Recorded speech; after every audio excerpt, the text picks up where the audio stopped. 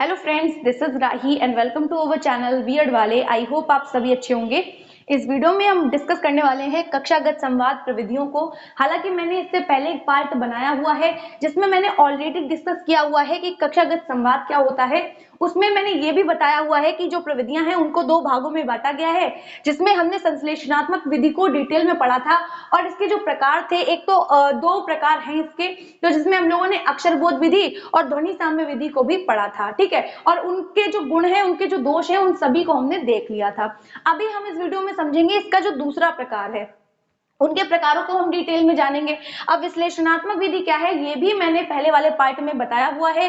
अगर आप लोगों ने वो पहला वाला पार्ट नहीं देखा है तो देख लीजिए, क्योंकि ये जो टॉपिक है वो इंपॉर्टेंट है। तो विश्लेषणात्मक विधि को एक बार हम लोग फिर से समझ लेते हैं, जिससे कि आगे जो भी हम प्रकार समझे उनको समझने में हमें कोई समस्या ना हो। तो विश्लेषणात्मक विधि क्या है, देखिए जो विश्लेषणात्मक विधि है उसमें हम क्या करते हैं, सबसे पहले हम बच्चों को वाक्य बताते हैं, उसके बाद हम बच्चों को शब्द बताते हैं, उसके बाद हम उन्हें वर्ण बताते हैं। और ये जो विश्लेषणात्मक विधि है वो स्वाभाविकता पे काम करती है। मतलब बच्चा जिस क्रम में भाषा को सीखता है उसी सिद्धांत पे विश्लेषणात्मक जो विधि है वो काम करती है। ठीक है, तो जैसे कि जो कई सारी रिसर्चेस हुई उसमें जैसे पाया गया, क्योंकि जो बच्चा होता है या फिर कोई भी व्यक्ति है वो क्या करता है, पूरे किसी भी चीज को पूरा देखता है। जैसे पेड़ को देखा या बॉडी को देखा, मैंने ये भी एग्जाम्पल दिया था।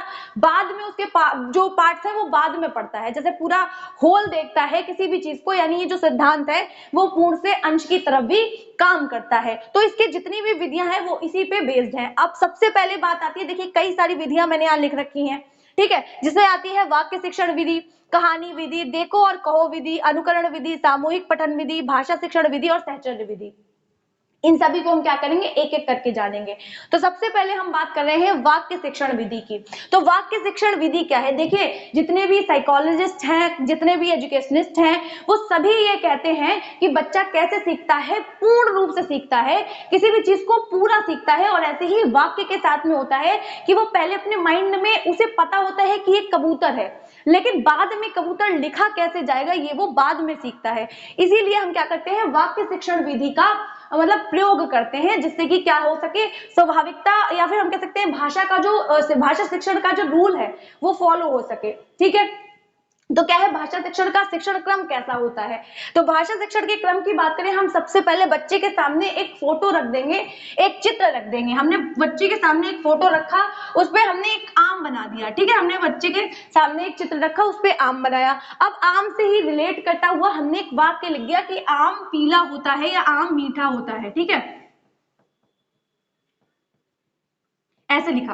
तो सबसे पहले टीचर ने क्या किया, एक फोटो दिखाया, एक फ्लैश कार्ड दिखाया, जो भी, उसके नीचे क्या लिख दिया कि आम मीठा होता है। ठीक, देन उसके बाद क्या किया, बार बार उसी वाक्य की प्रैक्टिस करवाई। जब बार बार अभ्यास करवा रहा है तो बच्चे की कंडीशनिंग हो रही है कि ये आम है और आम मीठा होता है। ठीक है, उसके बाद क्या होगा, फिर हम उसी जो वाक्य हमने बताया या लिखवाया है, उस फ्लैश कार्ड पे लिखा हुआ है, उसको हम कई और तरीके से, यानी जो टीचर है वो कई और तरीके से पेश करेगा। जैसे आम मीठा होता है आम है मीठा, इस तरीके से क्या है, वो उसी वाक्य को इधर उधर अलट पलट करके क्या करेगा, फिर से प्रैक्टिस करवाएगा। फिर चौथे नंबर पे क्या करेगा, जो वाक्य उन्होंने इधर उधर अलट पलट के सिखाए हैं उसी से कुछ शब्दों को बाहर निकालेगा और फिर शब्दों का अभ्यास करवाएगा। और इसी तरीके से नए नए वाक्यों को लेकर शब्दों को बच्चों को समझाएगा और बच्चों को इंट्रोड्यूस करवाएगा। देन उसके बाद खेल के माध्यम से उन्हीं शब्दों की पुनरावृत्ति करवाएगा। ठीक है, यानी बार बार प्रैक्टिस करवाएगा और रिवाइज करवाएगा उन्हीं शब्दों, उन्हीं वाक्यों को। ठीक है, उसके बाद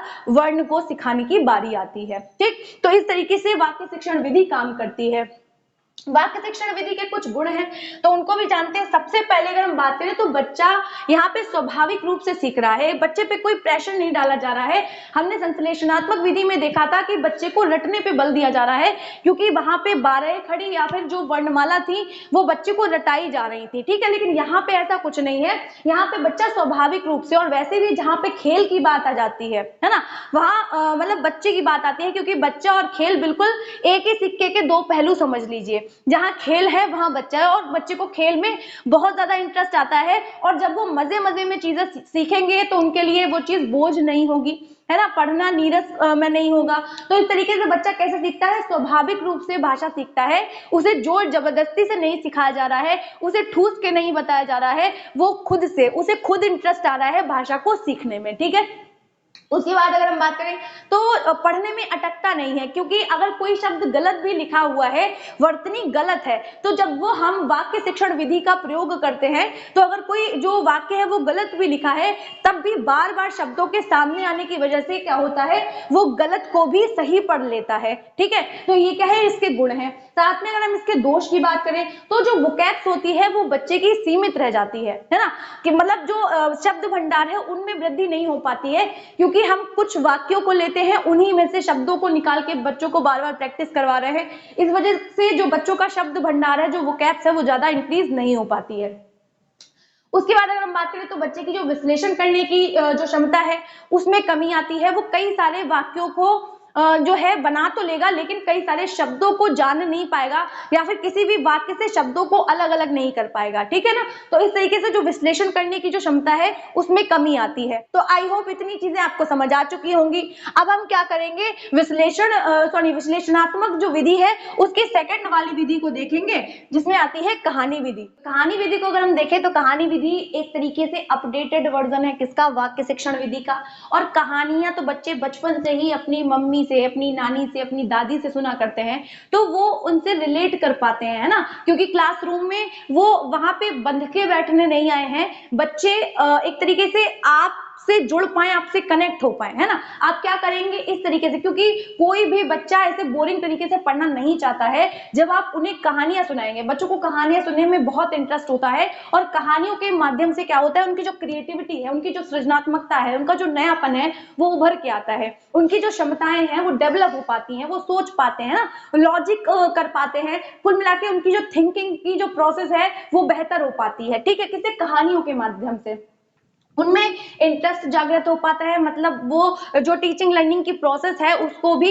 मतलब अच्छा करने में आपकी सहायता करते हैं। जब उन्हें इंटरेस्ट आएगा, जब उन्हें रुचि आएगी, तो क्या होगा, जो टीचिंग लर्निंग की प्रोसेस है वो अपने आप बेहतर होगी, इफेक्टिव हो जाएगी, और साथ में बच्चों को आकर्षित करती है किसी भी काम को करने में। या फिर आपने कभी भी देखा होगा, आप किसी भी बच्चे को कहानी सुना रहे हैं तो वह टेंशन होके क्या करेगा, बिल्कुल पूरे अवधान के साथ में, कॉन्सेंट्रेट के साथ में सुन रहा होगा, और ये जरूर पूछेगा कि सर इसके आगे क्या हुआ, अगर आप इंटरेस्टिंग तरीके से सुना रहे हैं। तो कुल मिलाकर जो कहानियां हैं वो बच्चे के भाषाई विकास के लिए या फिर उनके जो मेंटल डेवलपमेंट है उसके लिए बहुत ज्यादा इफेक्टिव होती हैं। अब किस तरीके से हम जो कहानी शिक्षण है वो बच्चों को करवाते हैं, सबसे पहले हम क्या करते हैं, बच्चों को अगर कोई कहानियां सुना भी रहे हैं, ठीक है, तो जैसे आप देखते ही होंगे कि जो हमारी भाषा की जो बुक्स होती है, जैसे अगर आप हिंदी ही पढ़ाते हैं तो हिंदी में भी आपने देखा होगा कई सारी कहानियां दी होती हैं। तो अगर आप किताब लेके पढ़ने लग जाएंगे तो बच्चों को क्या ही इंटरेस्ट आएगा। तो आपको क्या करना है, वो कहानी नुमा जो है वो बच्चों को सुनाना है। ऐसा ना करें आप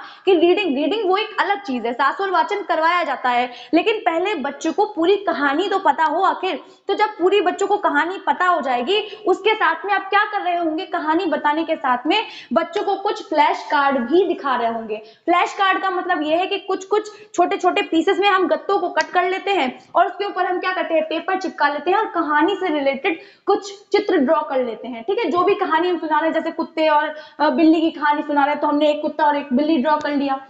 हम क्या करते हैं, फ्लैश कार्ड बना लेते हैं। तो वो फ्लैश कार्ड हम बच्चों को दिखाते हैं और उन फ्लैश कार्ड पे हम क्या करते हैं, उनसे संबंधित, जैसे कि बिल्ली ने कुत्ते से कहा कि भाई तुम कैसे हो, तो हमने क्या किया कि भाई तुम कैसे हो उसी से कनेक्ट करके ऐसा एक निकाल के, जैसे ये बिल्ली है, बिल्ली से निकाल के हमने लिख दिया कि भाई तुम कैसे हो। तो क्या है, जैसे कॉमिक बुक्स होती है ना, जस्ट वैसे ही। तो ऐसे हम फ्लैश कार्ड बनाते हैं और फ्लैश कार्ड पे उन चित्रों से रिलेटेड जो है वो वाक्य लिख देते हैं। उसके बाद क्या होता है, चित्र के आसपास हमने क्या किए, वाक्य लिख दिए।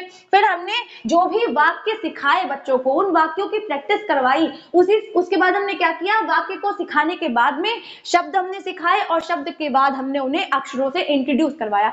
क्योंकि जब हमने उन्हें कहानियां बताई तो कहानियों के साथ में बहुत सारे सेंटेंसेस भी बच्चों तक पहुंचे। और हमने जब फ्लैश कार्ड के माध्यम से बताया तो फ्लैश कार्ड पे भी बहुत सारे वाक्य लिखे हुए थे। ठीक है, ऐसे कुछ शब्दों को निकाला और उन शब्दों से ही हमने अक्षरों को इंट्रोड्यूस करवाया, मतलब अक्षरों से बच्चों को क्या किया, इंट्रोड्यूस करवाया। ठीक है, इस तरीके से क्या हुआ, कहानी शिक्षण चला। अब हम बात करें कहानी शिक्षण के गुण की, तो सबसे ज्यादा इंपॉर्टेंट रोल तो यही है कि कहानी इंटरेस्ट पैदा करती है बच्चों में, बच्चों का सर्वांगीण विकास करने में सहायक होती है बहुत अधिक मात्रा में। ठीक है, उसके बाद अगर हम बात करें तो ये जो कहानी शिक्षण विधि है वो पूर्ण से अंश की तरफ चलती है, जैसे कि जो भाषा शिक्षण का सिद्धांत है, और बच्चे का जो लैंग्वेज डेवलपमेंट है वो इसी वे में होता है कि पहले वो वाक्य सीखेगा, फिर क्या करेगा, वो शब्द सीखेगा, फिर वो वर्ण सीखेगा। तो इस तरीके से चलता है, तो ये विधि भी उसी पे अमल करती है। उसके बाद अगर हम बात करें तो ये जो सिद्धांत है वो ज्ञात से अज्ञात की ओर चलता है कि बच्चे पहले से ही कहानियां सुन के आते हैं नानी और दादी से।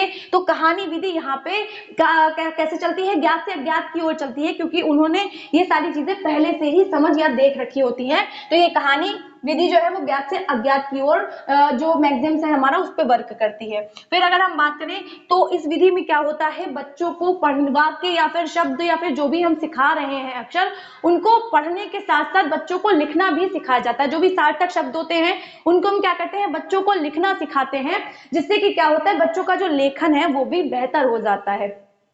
उसके बाद अगर हम बात करें इनके दोष क्या हैं, तो एक ही कहानी से सारे अक्षरों को समझाना या सिखाना मतलब आसान नहीं है, क्योंकि एक ही कहानी के माध्यम से हम बच्चों को सारे अक्षर नहीं सिखा सकते हैं। इसके लिए हमें बहुत सारी कहानियां चाहिए, जिसके लिए एक शिक्षक को बहुत ज्यादा कठिनाई का सामना करना पड़ सकता है। ठीक है, उसके बाद अगर हम बात करें तो एक दोष यह है कि फ्लैश कार्ड आपके हाथ में होंगे, जब भी शिक्षक एक शिक्षण का कार्य कर रहा होता है और उसके पास टीएलएम होता है, तो जो डिसिप्लिन है वो क्रिएट नहीं रह पाता है। ज्यादातर जो प्रॉब्लम आती है वो डिसिप्लिन क्रिएट करने की है, क्योंकि हर बच्चे को देखना होता है कि आज हमारे जो सर है या फिर मैडम है वो क्या लेके आई हैं। कहानी सुनाई जा रही है, दूसरा हाथ में टीएलएम है यानी टीचिंग लर्निंग एड है, तो वहां पे क्या हो रहा है, बच्चों को आप ज्यादा देर तक व्यस्त नहीं रख सकते हैं, है ना। जैसे अगर हम कोई लिखने वाला काम दे रहे हैं तो बच्चे व्यस्त रहेंगे, लेकिन इस विधि का ये दोष है कि हम कहानी के साथ में टीएलएम का इस्तेमाल कर रहे हैं, तो यहाँ पे हम ज्यादा देर तक क्लासरूम में डिसिप्लिन क्रिएट नहीं कर सकते हैं। उसके बाद अगर हम बात करें तो अगर कहानी बहुत ज्यादा लंबी है ना,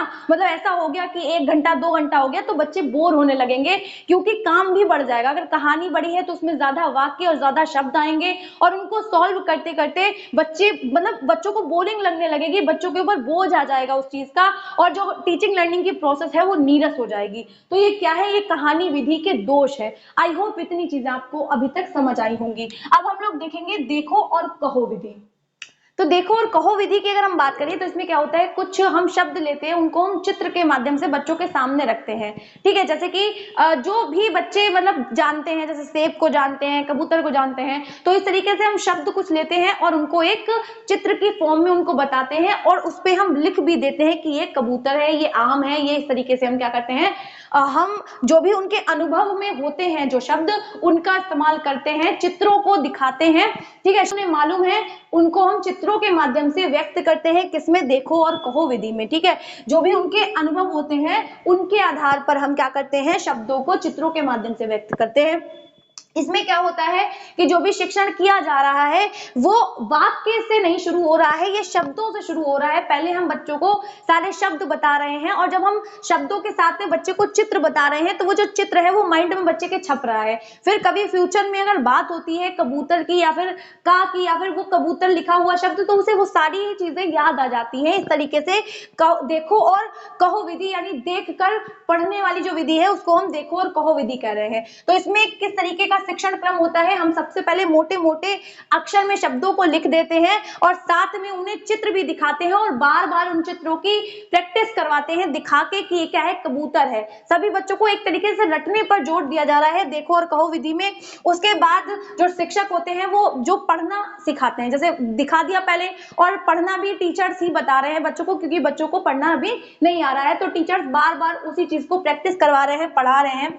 फिर टीचर क्या करता है कि जैसे कबूतर लिखा है या फिर कुछ और लिखा हुआ है, तो सेब की जगह उन्होंने कुछ और अक्षर बदल दिया, एक अक्षर बदल दिया, तब पढ़ने के लिए बच्चों से कहा, तो उस जो शब्द उन्होंने बताया उसे ही उसमें कुछ चेंजेस कर दिए, फिर प्रैक्टिस करवाई। जैसे एक चित्र दिखाया, चित्र पे लिखे हुए कई सारे शब्द दिखाए, फिर उनकी प्रैक्टिस करवाई, फिर जो शब्द उन्होंने सिखाया उसमें ही कुछ अदला बदली कर दी, फिर नए शब्द की प्रैक्टिस करवाई, और फिर सब जब बहुत सारे जो शब्द की प्रैक्टिस हो गई उसके बाद में अक्षरों का ज्ञान या फिर मात्राओं का ज्ञान करवाया गया। तो इस तरीके से देखो और कहो विधि काम करती है। अगर हम इनके गुणों की बात करें तो सबसे पहले अगर हम बात करें तो अक्षरों की तुलना में शब्दों को जल्दी पहचानता है, क्योंकि बच्चा क्या है, जैसे रट लिए शब्द, तो वो शब्द बार बार जब हम किसी चीज को पढ़ते हैं तो चीजों को, और बच्चों की तो आदत होती है कि बहुत जल्दी अडेप्ट कर लेने की, तो जब जो टीचर है बार बार उन्हें वही शब्द या फिर वो वाक्य पढ़ाते हैं तो बच्चों में क्या होता है कि वो अक्षरों की तुलना में वो शब्दों को या वाक्यों को जल्दी पहचान लेते हैं। ठीक है, तो अगला अगर हम लोग देखें तो यहाँ पे चित्र का इस्तेमाल कर रहे हैं, तो जो हमारा शिक्षण है यानी जो टीचिंग लर्निंग की प्रोसेस है वो इंटरेस्टिंग हो रही है, क्योंकि जो चित्र है वो एक तरीके से खेल में बच्चा सीख रहा है, तो हमारी जो टीचिंग लर्निंग की प्रोसेस है वो इफेक्टिव हो रही है, इंटरेस्टिंग मतलब बन पा रही है बच्चों के लिए। तो ये क्या है, इसका गुण है। उसके बाद अगर हम बात करें तो ये शब्दों को तो पहचान लेते हैं बच्चे, लेकिन उसके साथ में इनडायरेक्टली अप्रत्यक्ष रूप से वो अक्षरों को भी जान रहे हैं। जैसे अगर उन्होंने कबूतर को जाना तो क्या उसमें उन्होंने अलग अलग अक्षरों को नहीं जाना कि का, बा, तो और अलग अलग अक्षर को भी तो जाना। तो इस तरीके से क्या है, ये जो विधि है वो बच्चों को शब्दों के साथ में अक्षरों को भी सीखने का मौका देती है। इसमें क्या होता है, बच्चे पढ़ने में अटकते नहीं है, क्योंकि वो बार बार उन शब्दों का इस्तेमाल कर रहे हैं, तो शब्द को पढ़ने में, क्योंकि उच्चारण में बार बार प्रैक्टिस में आ जाती है वो चीजें, तो बच्चे पढ़ने में अटकते नहीं है। दोष की बात करें तो ये जो विधि है वो बच्चे को रटने पे बहुत ज्यादा बल देती है। टीचर्स बार बार क्या करते हैं, एक ही जैसे शब्द को बार बार पढ़ाते हैं, जिससे कि बच्चे क्या करते हैं, कुछ शब्दों को भूल जाते हैं। कुछ बच्चों की जो स्मरण शक्ति है वो अच्छी नहीं होती है, इस वजह से बच्चे भूल जाते हैं बहुत सारे शब्द को। और जो भी जैसे इसमें क्या होता है, इस विधि का दूसरा दोष ये है कि जो टीचर्स होते हैं वो कुछ मतलब चीजों की ही, वस्तुओं की ही क्या करते हैं, चित्र दिखाते हैं, ना कि किसी एक्टिविटी के और ना ही किसी इमोशंस के दिखाते हैं। और अगर इमोशंस के दिखाते भी हैं तो एक जो चित्र होता है वो कई सारी बातें कह देता है। बनाया गया हो या जो भी चीज दिखाई जा रही हो वो एक चित्र के कई सारे मतलब निकल सकते हैं। तो इस तरीके से क्या है, यहाँ पे ये एक इसकी डिमेरिट है।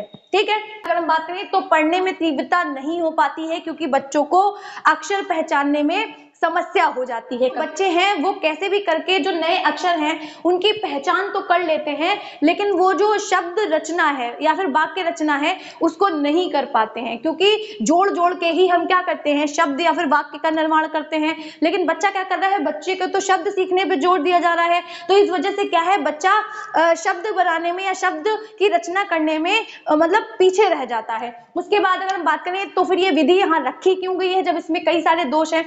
देखिए हिंदी में क्या होता है, हिंदी में हम जैसा बोलते हैं जस्ट वैसा ही लिखते हैं, लेकिन अंग्रेजी शिक्षण में ऐसा नहीं होता है। हम बोलते कुछ है और लिखते कुछ है। जैसे हम नून लिखते हैं तो नून में के साइलेंट होता है ना। तो इस तरीके से ये जो विधि है वो हिंदी शिक्षण में इस्तेमाल नहीं की जाती है। ये जो विधि है वो इंग्लिश, जो पेडागोजी ऑफ इंग्लिश है, ठीक है, उसमें हम क्या करते हैं, यूज करते हैं। यानी अगर आप कक्षा में जा रहे हैं और आप इंग्लिश के टीचर हैं तो आप क्या करेंगे, इस विधि का इस्तेमाल कर सकते हैं। तो हमने क्या देखा, तीसरी वाली विधि को भी हम देख चुके हैं। अब हम क्या करेंगे, अनुकरण विधि को देखेंगे। तो अब अगर हम बात करें अनुकरण विधि की, देखिए जो अनुकरण विधि है वो देखो और कहो विधि की ही तरह है। इसमें क्या होता है, जैसे उसमें हम लोग चित्र दिखा के बच्चों को प्रैक्टिस करवाते हैं। इसमें क्या होता है, जो टीचर्स होते हैं वो कुछ शब्दों को बोलते हैं और बच्चा क्या करता है, उनका अनुकरण करता है। लेकिन ये जो विधि है वो केवल उन भाषाओं के शिक्षण के लिए, उन भाषाओं के मतलब उन भाषाओं को पढ़ाने के लिए या सिखाने के लिए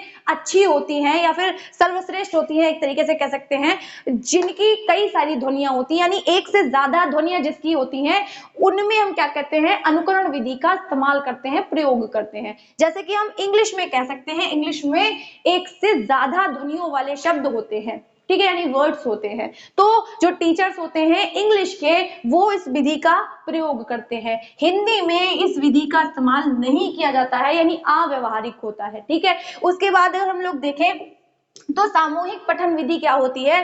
सामूहिक पठन विधि का मतलब होता है समूह में पढ़ना, एक साथ पढ़ना। टीचर्स क्या करते हैं, देखिए ये जो विधि है समूह में पढ़ी जाती है, और साथ में क्या है, इसमें एक मतलब साइकोलॉजिस्ट हैं, ठीक है, उन्होंने क्या कहा है, रघुनाथ सफाया थे एक लोग, उन्होंने कहा इसे कविता विधि की संज्ञा दी। इसमें क्या होगा, सबसे पहले जो टीचर्स होंगे वो कोई पद्यात्मक कहानी का मतलब है कोई कविता लेंगे, उसको क्या करेंगे, बार बार पढ़ाएंगे। जैसे आपने देखा भी होगा कि जब बच्चों को हम बार बार कोई कविता सिखाते हैं तो उनको वो पढ़ना नहीं आता होता है, लेकिन वो रट जाती है उन्हें कि ट्विंकल ट्विंकल लिटिल स्टार। उनको ये नहीं पता है कि ट्विंकल कहाँ लिखा है, लेकिन उन्हें वो पढ़नी पूरी आती है। तो इस तरीके से ये क्या है, कविता विधि भी कही जा रही है। समूह में बच्चे क्या कर रहे हैं, एक साथ बोल बोल के पढ़ रहे हैं। तो यहाँ पे सबसे पहले हम बच्चों के सामने एक कहानी या फिर कोई कविता रखेंगे, पद्यात्मक यानी कविता ही होगी वो, ठीक। उसके बाद हम क्या करेंगे, बच्चों को उनके पूरी कहानी हो गई, उसके बाद में हमने उनको अक्षर बताए, उसके बाद हमने उनको शब्द बताए, ठीक है, इस तरीके से। उसके बाद अगर हम बात करें तो जब बच्चे पूरी अच्छे से कविता सीख गए, उसके बाद हमने उनको शब्द बनाना सिखाया, वाक्य बनाना सिखाया, एंड देन फिर हमने उनको अक्षर बनाना सिखाया, ठीक है। इसके गुण क्या है, तो बच्चों का उच्चारण सुधर जाता है जब बच्चे बार बार बोलते हैं कि क्योंकि उनके बोलने में, क्योंकि कई सारे बच्चे लड़खड़ाते हैं, तो हम बार बार जैसे सास और वाचन इसलिए करवाते हैं कि बच्चा अटके नहीं, या फिर किसी भी शब्द को अगर वो गलत बोल रहा है तो उसमें सुधार किया जा सके, किस लय से पढ़ना है, किस उतार चढ़ाव के साथ पढ़ना है, ये सारी चीजें हम बच्चों को बताते हैं। तो उच्चारण सुधरता है सामूहिक पठन विधि से। एक साथ बच्चे जब पढ़ते हैं, लय के साथ पढ़ते हैं, टीचर उनको पढ़ाता है, ठीक है। फिर अगर हम बात करें तो हाव भाव के साथ पढ़ने का अभ्यास आता है कि जो टीचर्स हैं वो भी उस तरीके से खुद को प्रेजेंट करते हैं कि अगर कोई मतलब क्रोध वाली कविता है या फिर कोई बहुत ज्यादा शांत स्वभाव वाली कविता है तो उसको उस तरीके से पढ़ाएगा, है ना। मतलब कोई प्रेम मग्न वाली कविता है या फिर कोई हम कह सकते हैं कि कोई भी मतलब हो सकता है, लड़ाई झगड़े से संबंधित हो सकती है, जैसे झांसी की रानी से रिलेटेड कोई कविता हो, तो उस कविता को पढ़ाते हुए आप मतलब शांत तरीके से नहीं पढ़ा सकते हैं, इमोशन होने चाहिए कि वो, हाँ, वो जो जुनून है, वो जो जज्बा है वो दिखना चाहिए बच्चों को। तो उस तरीके से बच्चे भी क्या कर सकेंगे, खुद में इंप्रूवमेंट कर सकेंगे कि बुंदेले हर बोरों के मुंह हमने सुनी कहानी थी, खूब लड़ी मर्दानी वो तो झांसी वाली रानी थी। आप बिल्कुल शांति से नहीं बताएंगे बच्चों को, वो इमोशन, वो एक्सप्रेशन आपके चेहरे पे दिखने चाहिए। तो क्या होता है, टीचर्स ऐसे बताते हैं एक्सप्रेशन के साथ में और बच्चे भी उस चीज को सीखते हैं और हाव भाव के साथ में पढ़ना सीखते हैं, ठीक है।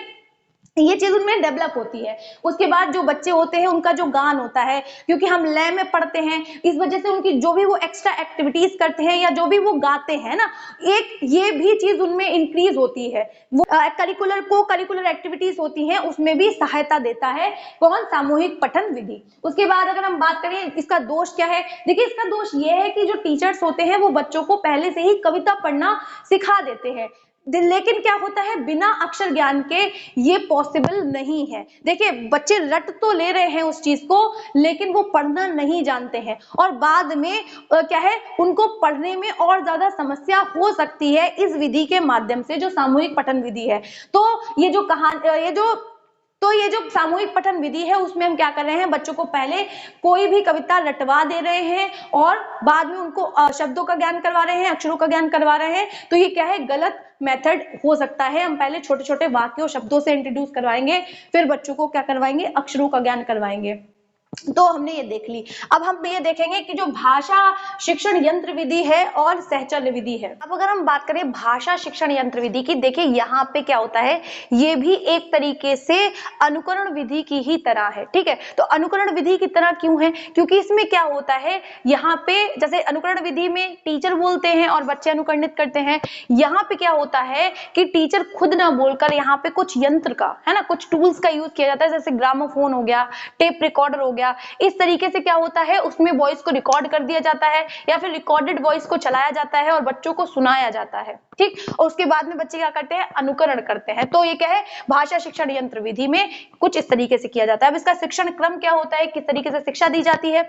सबसे पहले क्या होता है कि बच्चे क्या करते हैं, भाषा का रिकॉर्ड सुनते हैं। कोई भी लैंग्वेज है, जैसे इंग्लिश पढ़ाई जा रही है या हिंदी पढ़ाई जा रही है, उससे रिलेटेड टेप रिकॉर्डर में एक क्लिप है, उसको सुनाया जा रहा है बच्चे को। उसके बाद में क्या होता है, टीचर उसी क्लिप से रिलेटेड कुछ चित्र दिखाएंगे, फिर उसके बाद में बच्चे उसी चैप्टर को, जो भी रिकॉर्डिंग की गई है, क्योंकि कोई भी चैप्टर या कोई कहानी पढ़ाई गई होगी उनके जो कोर्स में होगी, तो उससे रिलेटेड जो भी चैप्टर उनकी बुक में है फिर वो खुद से पढ़ेंगे। मतलब अलग अलग बच्चे अपनी अपनी बुक से पढ़ाई करते हैं। तो इस तरीके से इसका शिक्षण क्रम चलता है। अब हम इसके गुण की बात करें तो उच्चारण में एक रूपता रहती है, मतलब उच्चारण करने में उन्हें कोई प्रॉब्लम नहीं होती है, उनका उच्चारण शुद्ध होता है। और साथ में क्या है, व्यवस्थित रूप से जो शिक्षा दी जाती है इस विधि के माध्यम से, ठीक है, मतलब एक सीक्वेंस में चलता है इसमें सब कुछ। और सबसे इंपॉर्टेंट चीज है कि बच्चों का इंटरेस्ट बना रहता है कि जब वो लगा के बैठते हैं या वो सुन रहे हैं, एक्टिविटी कर रहे हैं, खुद से ऑब्जर्व कर रहे हैं, कॉन्सेंट्रेट कर रहे हैं हर वर्ड पे, तो यहाँ पे क्या है, बच्चे में इंटरेस्ट पैदा होता है, उनका ज्ञान भी स्थायी होता है। साथ में अगर हम दोष की बात करें तो ये बहुत ज्यादा व्यय साध्य है, यानी बहुत ज्यादा पैसे लगते हैं इसमें, क्योंकि हर किसी एक बच्चे के लिए वो जो टेप रिकॉर्डर है या फिर हेडफोन्स हैं, इस तरीके की चीजें लेना, क्योंकि अगर कक्षा में बहुत सारे बच्चे हैं तो आप कैसे अरेंज करेंगे, तरीके से क्या है, ये बहुत ज्यादा व्यय साध्य मानी जाती है ये विधि।